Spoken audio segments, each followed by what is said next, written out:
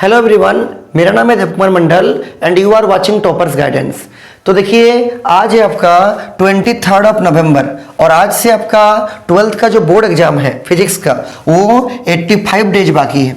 तो आज आपका सिक्योर 70/70 सीरीज का ये लेक्चर नंबर 2 आप लोग के लिए हम लाए हैं। देखिए, इसमें लेक्चर नंबर 2 में क्वेश्चन आज क्या है, what are electromagnetic waves. Electromagnetic waves क्या होता है। इलेक्ट्रोमैग्नेटिक वेव्स को शॉर्ट में ईएम वेव्स भी बोलते हैं। ठीक है, EM waves. Mention its properties, इसका प्रॉपर्टी को लिखिए।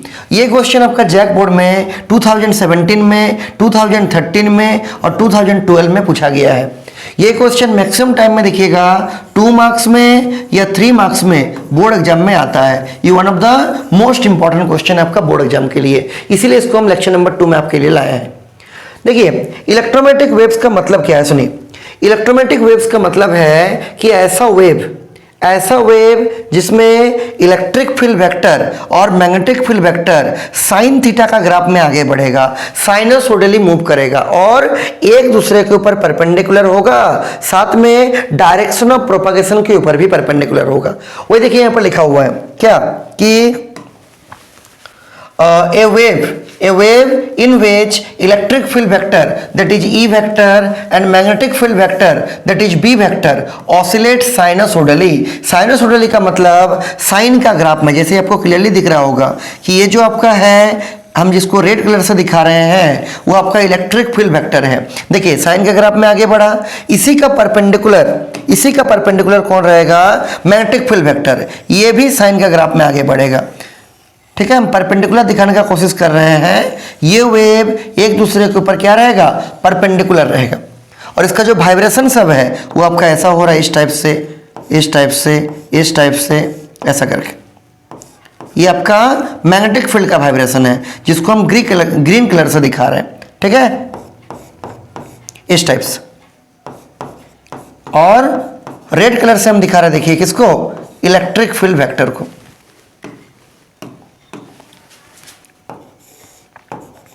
ऐसा। तो ऐसा वेव जो साइनसोइडली मूव करेगा और जो कि डायरेक्शन ऑफ प्रोपगेशन के ऊपर भी परपेंडिकुलर रहेगा, उस टाइप का वेव को हम लोग क्या बोलेंगे, इलेक्ट्रोमैग्नेटिक वेव। इसमें इलेक्ट्रिक फील्ड वेक्टर भी होता है और मैग्नेटिक फील्ड वेक्टर भी होता है। ये रेड वाला सबको हम इलेक्ट्रिक फील्ड वेक्टर दिखाए हैं और ये जो आपका ग्रीन कलर से हम दिखाए हैं वो क्या है, मैग्नेटिक फील्ड वेक्टर है। Mutually perpendicular to each other, electric field vector और मैग्नेटिक फील्ड वेक्टर एक दूसरे के ऊपर परपेंडिकुलर होगा। अगर इलेक्ट्रिक फील्ड वेक्टर ऐसे ऐसे ऑसिलेट करेगा तो मैग्नेटिक फील्ड वेक्टर ऐसे ऐसे ऑसिलेट करेगा और ऑसिलेट करते करते ये आपका आगे भी वेव बढ़ेगा। आगे लिखा हुआ है, as well as perpendicular to the direction of propagation of the wave is known as electromagnetic wave. ऐसा वेव जिसमें electric field vector, magnetic field vector oscillate करेगा आपका साइन का ग्राफ में और एक दूसरे के ऊपर परपेंडिकुलर होगा और साथ में जिस डायरेक्शन में आगे बढ़ रहा है उसके ऊपर भी परपेंडिकुलर होगा। तो उस टाइप का वेव को हम लोग क्या बोलेंगे, इलेक्ट्रोमैग्नेटिक वेव। ये है इसका पिक्टोरिकल सिंबल। एग्जाम में अगर आएगा तो इस टाइप से इसको डिफाइन कर दीजिएगा और पिक्टोरिकल रिप्रेजेंटेशन बना के उसका डायग्राम बना के दिखा दीजिएगा। कोई इसमें दिक्कत नहीं है। क्वेश्चन का सेकंड पार्ट देखिए। क्वेश्चन का सेकंड पार्ट बोल रहा है कि मेंशन इट्स प्रॉपर्टी। आपको इलेक्ट्रोमैग्नेटिक वेव का प्रॉपर्टी भी एग्जाम में आ सकता है, मोस्ट इंपॉर्टेंट टॉपिक है। तो इसका हम बहुत सारा प्रॉपर्टी लिखे हैं यहाँ पर। आप कोई भी अपने मन से, अगर 3 नंबर का आएगा 3-4 प्रॉपर्टी लिख दीजिएगा। अगर बाई चांस 5 नंबर में आ जाता है तो 5-6 प्रॉपर्टी लिख दीजिएगा। अगर 2 नंबर में आएगा तो वही 3-4 प्रॉपर्टी लिख दीजिएगा। हम बहुत सारा प्रॉपर्टी आपके लिए देखिए लिख के लाए हैं। सुनिए, जो सबसे पहला प्रॉपर्टी है, ऊपर तो हेडिंग दीजिएगा क्या, प्रॉपर्टीज या characteristics of electromagnetic wave. Electromagnetic wave को शॉर्ट में ईएम वेव भी बोल सकते हैं। पहला प्रॉपर्टी क्या है कि the electromagnetic waves are produced by accelerated और ऑसिलेटिंग चार्ज। कोई भी चार्ज जो एक्सेलरेट कर रहा है, जो ऑसिलेट कर रहा है, जो वाइब्रेट कर रहा है, वहां से क्या होगा, इलेक्ट्रोमैग्नेटिक वेव का प्रोडक्शन होगा। वही लिखे हैं, electromagnetic waves are produced by accelerated और ऑसिलेटिंग क्या, चार्ज। ये हो गया आपका प्रॉपर्टी नंबर 1। प्रॉपर्टी नंबर 2 क्या है? इलेक्ट्रोमैग्नेटिक वेव को चलने के लिए किसी मटेरियल मीडियम का नेसेसरी नहीं है। अगर कहीं मीडियम है तब भी वहां से वेव जाएगा, अगर कहीं मीडियम नहीं है तब भी वहां से इलेक्ट्रोमैग्नेटिक वेव आगे बढ़ेगा। वही लिखे हैं, electromagnetic waves do not require any material medium for their propagation. Electromagnetic wave को चलने के लिए किसी मटेरियल मीडियम का नेसेसरी नहीं है। मीडियम होने से भी वेव चलेगा, मीडियम नहीं होने से भी वेव आराम से आगे बढ़ेगा। पॉइंट नंबर 3 क्या है सुनिए, ये जो वेव है इसका जो आपका स्पीड होता है इलेक्ट्रोमैग्नेटिक वेव का, वो वैक्यूम में कितना होता है? 3 × 10⁸ मीटर पर सेकंड होता है, जो कि स्पीड ऑफ लाइट के बराबर होता है। वही देखिए नीचे यहाँ लिखे हैं कि these waves travel in free space with speed of 3 × 10⁸ metre पर सेकंड, जो कि क्या है? स्पीड ऑफ लाइट है, जिसको हम लोग इस रिलेशन के द्वारा दिखाते हैं। क्या है रिलेशन? C बराबर 1/√ओवर mu naught into epsilon naught. ठीक है, ये आपका एब्सोल्यूट परमिएबिलिटी है, ये आपका एब्सोल्यूट परमिटिविटी है, या फ्री स्पेस का या वैक्यूम का परमिटिविटी और क्या है? परमिएबिलिटी है। अगला देखिए पॉइंट नंबर 4। पॉइंट नंबर 4 क्या है कि इलेक्ट्रोमैग्नेटिक वेव में जो आपका लिखे हैं, देखिए in electromagnetic wave the oscillations of electric field vector and magnetic field vector are in the same phase. ये सेम फेज का मतलब क्या? सुनिए, सेम फेज का मतलब ये है, सेम फेज का मतलब यह है कि जितना टाइम में इलेक्ट्रिक फील्ड वेक्टर यहां से मैक्सिमम तक जाएगा, उतना ही टाइम में जो आपका मैग्नेटिक फील्ड वेक्टर है वो भी 0 से मैक्सिमम तक जाएगा। फिर जितना टाइम में electric field vector maximum point से पीक पोजीशन से फिर मिनिमम तक आएगा, उतना ही टाइम में जो आपका मैग्नेटिक फील्ड वेक्टर है वो भी इसका पीक वाला पोजीशन से मैक्सिमम वाला पोजीशन से फिर से मिनिमम तक आएगा। फिर वही होगा, जितना टाइम में मिनिमम से मैक्सिमम जाएगा इलेक्ट्रिक फील्ड वेक्टर भी उतना ही टाइम में क्या होगा? आपका मिनिमम से मैक्सिमम जाएगा, और फिर ये चलते रहेगा। मतलब दोनों में कोई फेज डिफरेंस नहीं होगा। यहां पर भी इस चीज को लिखे हैं कि both electric and magnetic field oscillates in the same phase with क्या? Same frequency. दोनों सेम फेज में ऑसिलेट करेगा, दोनों सेम फ्रीक्वेंसी के साथ क्या करेगा? ऑसिलेट करेगा। तो देखिए यहां पर पॉइंट में था कि in electromagnetic waves the oscillations of electric field vector and magnetic field vector are in the same phase. Clear होगा? अगला सुनिए, अगला है इलेक्ट्रोमैग्नेटिक वेव जो होता है ना वो ट्रांसवर्स नेचर का होगा। अब ये ट्रांसवर्स का मतलब क्या?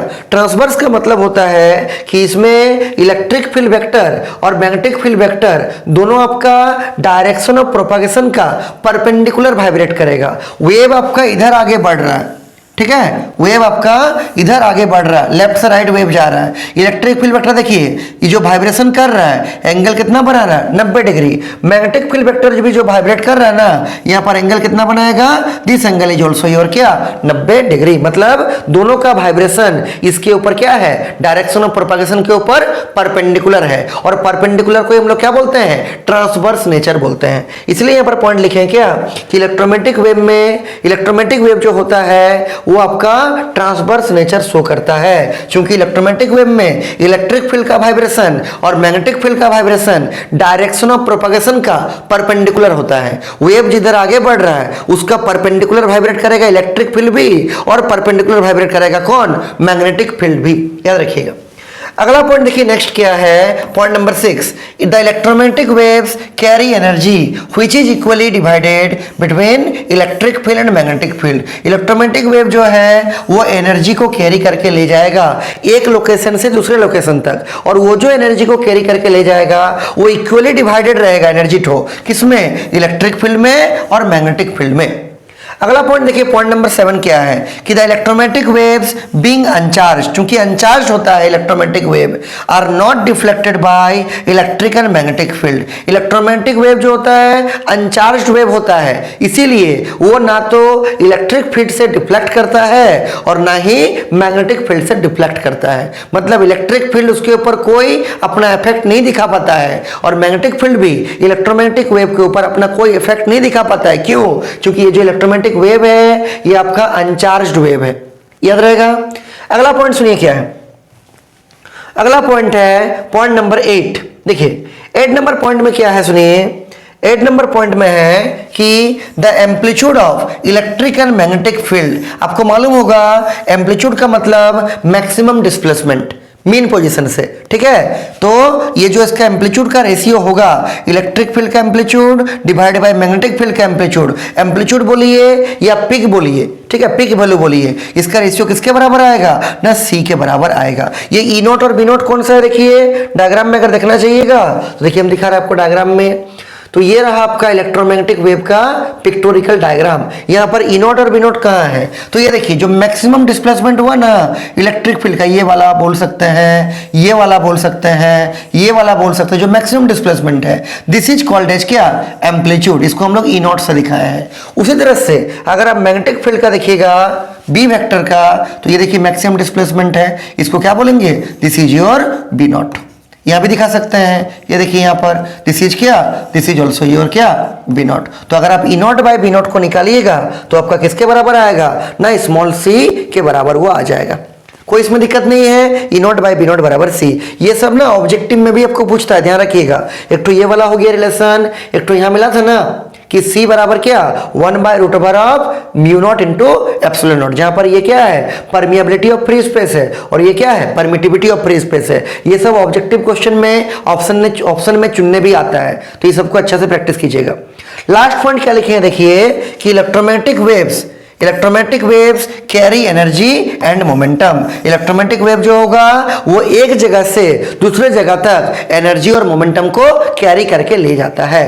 ये हम टोटल 9 पॉइंट लिखे हैं, ठीक है, हम टोटल 9 पॉइंट लिखे हैं। इसमें से आप कुछ भी अपने मन से 4-5 पॉइंट अच्छा से प्रैक्टिस करके रखिएगा। अभी कॉपी में जो आपको नोट करना है ना, वो कॉपी में आप 9 पॉइंट ही नोट कीजिएगा, इसका डायग्राम भी बनाइएगा, ठीक है। ये सब भी साइड में लिख दीजिएगा कि क्वेश्चन किस किस ईयर में पूछा गया है। लेकिन आप कोई भी 4-5 पॉइंट अच्छा से प्रैक्टिस करके रखिएगा ताकि अगर एग्जाम में आए तो आप उसको बहुत जल्दी से लिख सके, ठीक है। तो हमको उम्मीद है आपको ये क्लास समझ में आ रहा होगा, ठीक है। आज फिर इसको यहीं रखते हैं, ठीक है।